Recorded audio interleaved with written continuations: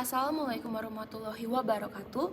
Perkenalkan, kami dari kelompok 5 berpikir komputasional K16 yang beranggotakan Alika Serafanedi dengan NIM 1622569, Fatia Nasrilla dengan NIM 1622511, Kalyani Septiani dengan NIM 1622535, Neza Regita Azara dengan NIM 1622585, Nicholas Lawrence dengan NIM 1622511, Raya Nadira Emiliana dengan NIM 1622559, dan saya sendiri Regina Patricia Simanjuntak dengan NIM 1622593 akan mempresentasikan laporan proyek 2 kelompok 5 tugas pertama. Yang pertama, kami akan menjelaskan mengenai rumusan masalah yang kami temukan. Yang pertama adalah bagaimana menentukan rute kunjungan desa ABCD. Yang kedua, bagaimana menentukan waktu yang efektif untuk menempuh rute kunjungan desa ABCD dengan rata-rata kecepatan tempuh kendaraan 20 km per jam. Yang ketiga, bagaimana menentukan prioritas desa yang akan dikunjungi.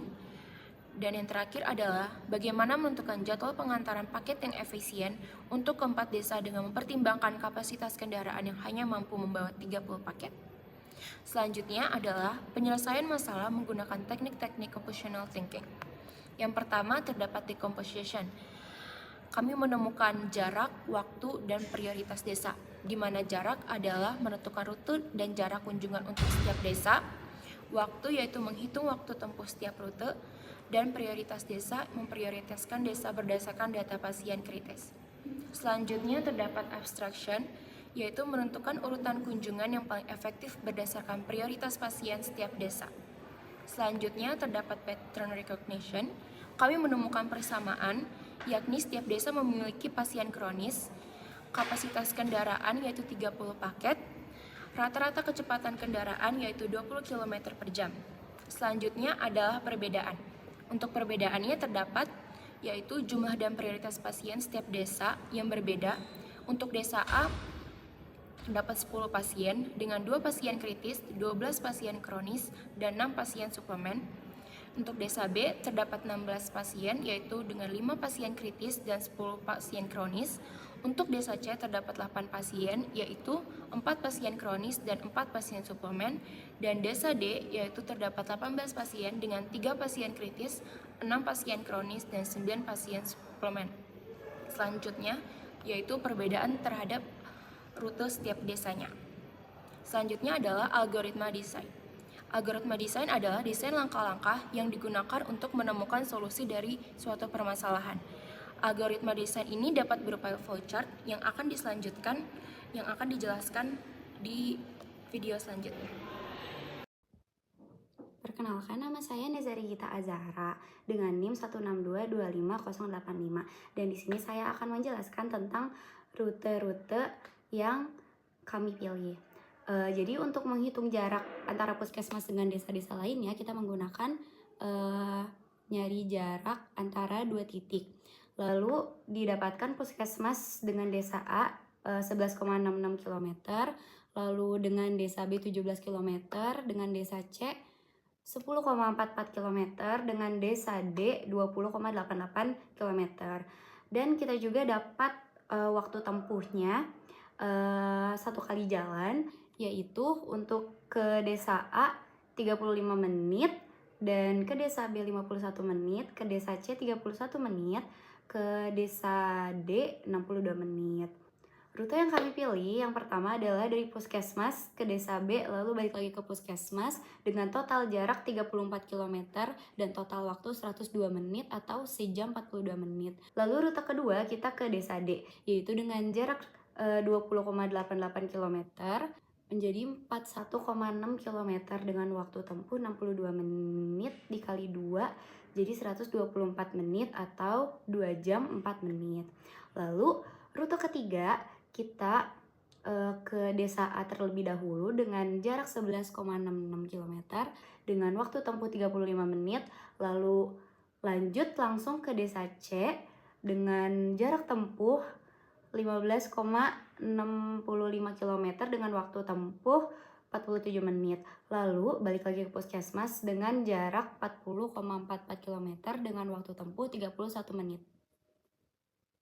Jadi total menit yang kita dapatkan adalah di 339 menit atau 5 jam 39 menit.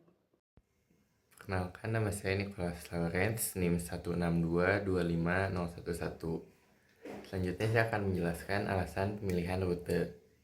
Jadi, kelompok kami melakukan analisis untuk rute desa yang dikunjungi. Dan pemilihan rute ini didasari oleh jumlah pasien kritis terbanyak dari keempat desa tersebut dan juga efisiensi waktu dari perjalanan yang dapat ditempuh oleh kendaraan dan juga kapasitas pembawaan paket. Oke, terus ini setelah menghitung data jarak dari setiap puskesmas menuju desa menggunakan rumus Pythagoras, kita ambil data terdekat ini. Diperoleh sebagai berikut. Terus didapatkan juga data waktu dari jarak yang ditempuh tadi. Kan kita diketahui kecepatan kendaraan 20 km per jam. Jadi kita menemukan waktu perjalanan yang ditempuh dari puskesmas ke setiap desa. Terus kita juga diketahui total kebutuhan paket setiap desa itu ada 20 di desa A, 15 di desa B, 8 di desa C, dan 18 di desa D. Berarti totalnya 61 paket. Sedangkan kapasitas kendaraan itu 30 paket. Maka total paket dibagi kapasitas itu menghasilkan 3 rute jalan. Nah, rute jalan yang kita pilih tentunya yang pertama itu dengan prioritas yang tinggi, yaitu Desa B dengan 5 pasien kritis, Desa D dengan 3 pasien kritis, Desa A 2 pasien kritis, dan Desa C tanpa pasien kritis. Namun untuk mengoptimalkan jarak dan prioritas tadi, berarti ada satu rute yang langsung 2 desa sekaligus. Yang kita pilih itu Desa A dan C dikelompokkan dalam satu kali perjalanan. Karena ini memberikan efisiensi terbaik. Juga total kebutuhan paket A dan C ini masih berada dalam batas kapasitasnya. Kombinasi lain yang mungkin itu udah dicoba tapi itu melebihi kapasitas atau memakan jarak dan waktu yang lebih besar dan juga enggak sesuai dengan prioritas pasien kita. Sehingga untuk rute jalan yang pertama ini diperoleh ini dari desa P ke B, terus balik lagi desa P dari puskesmas ke desa B, terus balik lagi ke puskesmas, terus ke desa D, terus balik lagi ke puskesmas, terus ke desa A, lanjut ke desa C, baru balik ke puskesmas. Jadi total waktunya tuh 339 menit, yaitu 5 jam 39 menit, dan total jaraknya itu 113,5 km.